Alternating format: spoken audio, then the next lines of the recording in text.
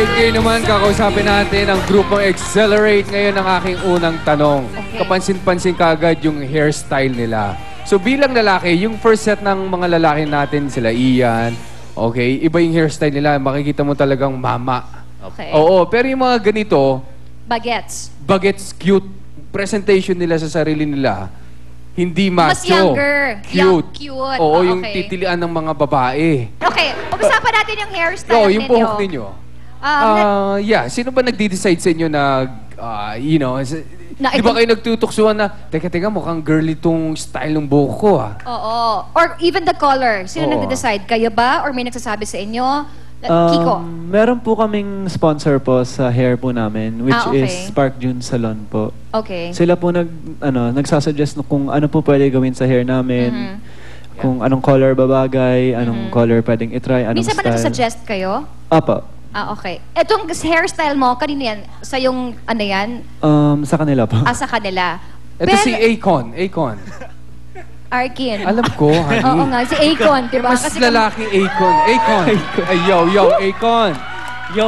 Oo. Ayan, may yo-yo. Yung sa'yo, kasi pabilog yung kanya eh, mas soft yung dating nung Baby. pabilog. Pero may kulay, Yes. tatay, Oo. blonde. So, sino nag-decide ng color na yan? Sila rin po, Park June Salon din po. Oo, mahirap bang ayusin? Straight ba hair mo? Kulot? Ano? Straight po, talaga. Okay. So, wala na yung mga plancha-plancha, blower. Pinaplansya rin po, binoblower lalo Kita mo na, kung yung dati plancha ng buhok, hindi plancha ng Pambabae, damit. oo. Pambabae lang mga babae lang gumagamit. Ngayon talaga, ano na siya, tsaka yung parang acceptable na pati mga lalaki gumagamit na. Kasi nga, ganun ang hair nila. Required Diba? po, lalo na po sa party Pilipinas, Oo. ganon. Kailangan i-maintain yung image. Pero sinabi nila earlier na kahit daw wala silang work, since ganun na yung hair nila, kailangan daw talaga nilang ayusin na ganun. Mine-maintain nila. Oo. So, ganun ka din, Opo, kahit po rehearsals lang. nakaayos talaga? Opo. Teka muna, naka-eyeliner ka ba? Opo. Okay. So, kasi part yan ang kanilang diba? Yung Kasi may... po, wala nang nakikita sa mata ko eh. Sobrang singkit. Kaya, Singkit ka nga, oo nga. Opo. Okay. Si AJ, yung buhok niya na ganun. So dati po kasi nung first kami nilang siya Party P. So hindi pa ako masyadong nagpa-plancha, tapos Okay. kulot lang talaga yung buhok ko. Tapos napansin ko pag rehearsal. Naka-plancha yan? Yes, saka Kita mo na? binoblower po. Teka muna, ang liit ng hair para i-planchahin. Paano yun? Meron po kaliit? akong biniling plancha na manipis Maliit lang, Panlalaki. Panglalaki. Ito lang po kalaki. See, imagine mo, meron Saan na nyo rin... nabili yan, pare? Oo nga, saan nyo nabili? Mga malls. Stores.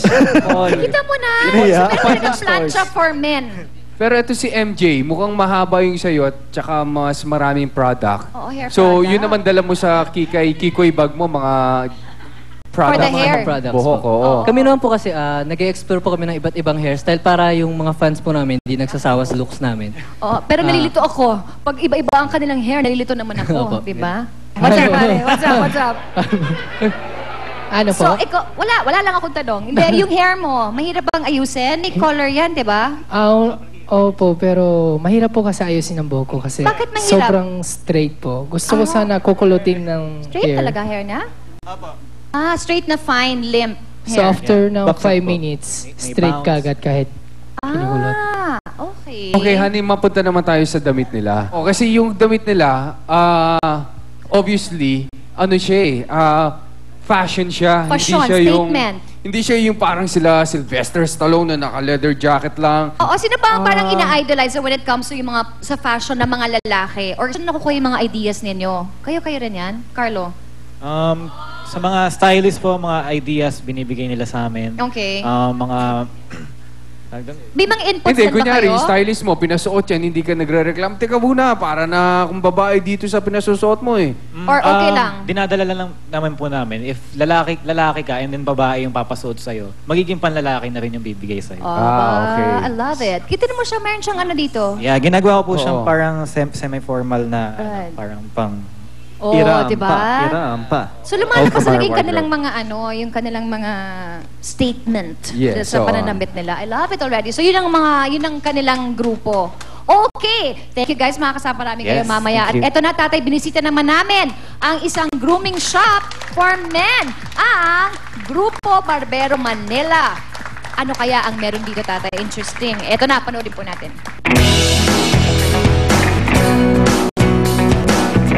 Ang ina-handle lang namin more on lalaki.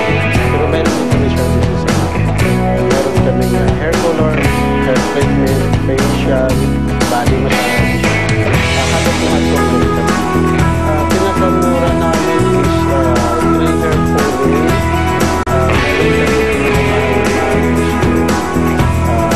Facial, scrub.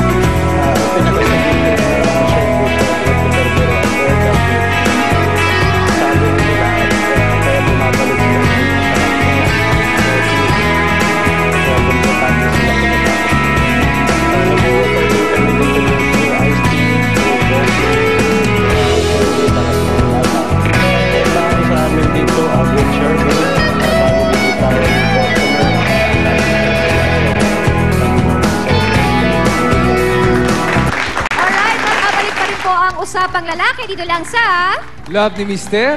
Love ni Mrs.